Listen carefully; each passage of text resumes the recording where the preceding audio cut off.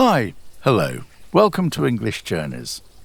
My name is Martin, and these podcasts are a project which has been close to my heart for a long time. In fact, I should have got down to making them years ago. Over the years, I've been lucky enough to work as a field archaeologist, as an art gallery and museum curator, and as a broadcaster and writer. But everything I've ever done has come down to a fascination in the cultural identity, the cultural experience of people and places. And that's what English Journeys is about, really. It's a way of introducing you to an experience of England that maybe you hadn't thought of before. We go on an audio journey together through narration, through description, through storytelling. And it's a journey through some of the culturally richest, but often the least known landscapes in Britain. And as we travel, we encounter beautiful places, we encounter curious tales, curious people. And we go on a real journey through a real landscape, which you can join me on, in reality, if you have the opportunity, by car or by bike or on foot. Or you can listen.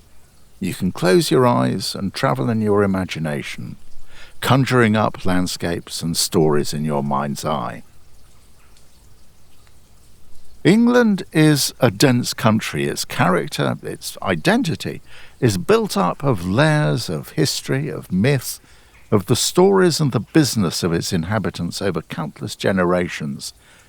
And I've always found it frustrating that in the way in which we present the country to visitors, in our tourism, to anyone who's setting out to discover more about us, we only ever present the country as a series of famous places, of grand destinations. We never put value on the journey itself. It's as if the landscapes we travel through are somehow of no account. They're just a backdrop. And yet, these places are the essence of the country, of us, of who we are. And to understand how these landscapes come to be, why they have resonance within our culture, in our society, we need to raise our eyes beyond the obvious. We need to look into the heart of things. And that is what I want to do in English Journeys. I want to save us from travelling through this country so blindly, so thoughtlessly. I want to take time to meet quieter, stranger, less visited parts of the country.